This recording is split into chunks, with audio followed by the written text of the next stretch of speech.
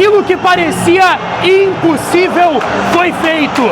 Dia 7 de dezembro de 2025, Avenida Padre Cacique, 891. O dia que o Esporte Clube Internacional fez um dos maiores milagres da sua história. Vitória acachapante e todos os resultados necessários sendo batidos. O Internacional não cai. O Internacional se mantém na primeira divisão do futebol brasileiro. E um dos capítulos mais malucos e mais bonitos da sua história centenária.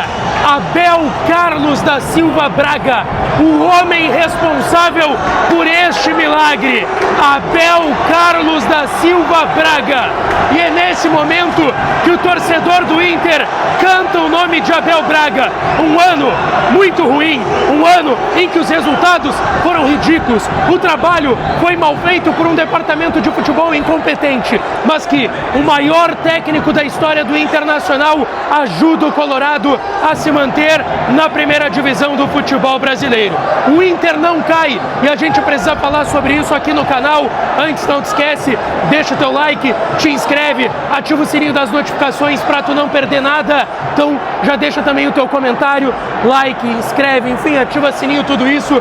Gente, acabou agora aqui, obviamente. Torcedor do Inter ovaciona Abel Carlos da Silva Braga. Não tem como não achar que ele não é sobre achar, é sobre um fato. O Abel é o grande responsável. O Abel veio para 2 jogos, depois de 4 anos de aposentadoria, para salvar o Internacional. É um dos maiores nomes da história do Internacional. Não só em relação aos treinadores da história do Inter, mas é uma das maiores figuras, com certeza, da história do Internacional. Ele não tinha tempo, ele não tinha como trabalhar muita tática, tanto que o Inter no primeiro tempo hoje foi um arremedo de time e por aquilo que foi deixado no legado do Roger, no legado porco do Ramon e do Emiliano Dias e dessa gestão incompetente. Mas o Abel salvou. Ele mudou o ânimo e o astral dessa equipe para o segundo tempo. Trocas importantes também nos 11 jogadores. E o Internacional operou um milagre. Foi de um primeiro tempo com 0-0, com os resultados não batendo, com o Inter sendo rebaixado para um segundo tempo, onde o Inter tocou 3 no Bragantino e todos os seus resultados bateram. Quando o Inter abre 1-0, o Internacional estava conseguindo escapar.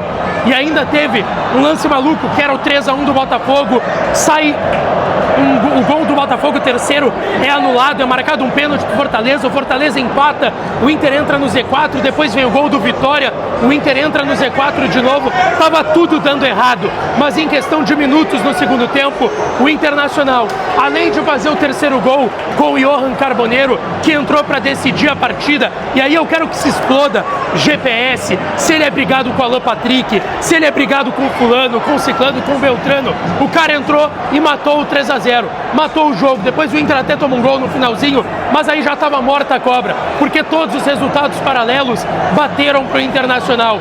O Ceará, que saiu vencendo, tomou 3-1 do Palmeiras. O Botafogo fez seu papel, ainda fez o 3-2 no final do jogo.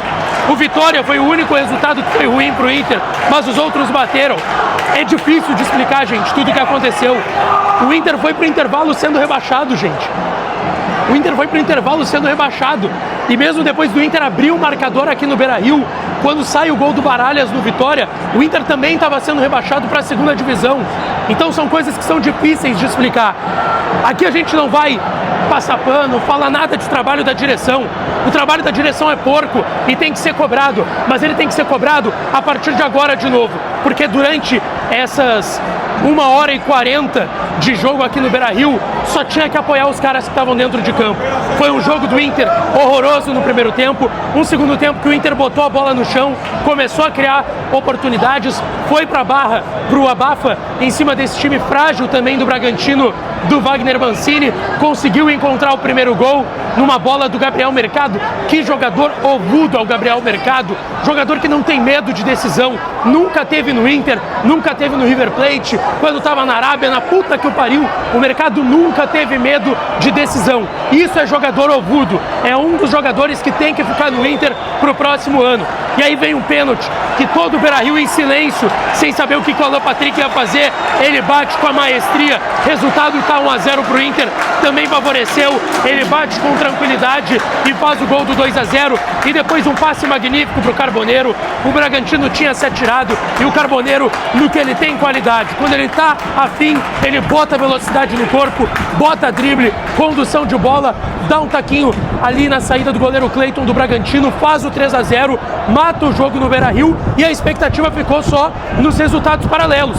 Os resultados paralelos que em determinado momento estavam rebaixando o Internacional, só que eu digo, é o milagre de Abel Carlos da Silva Braga, que de um tempo para o outro o Inter foi um time totalmente diferente no segundo tempo e depois nos outros jogos aquilo que o Inter precisava aconteceu.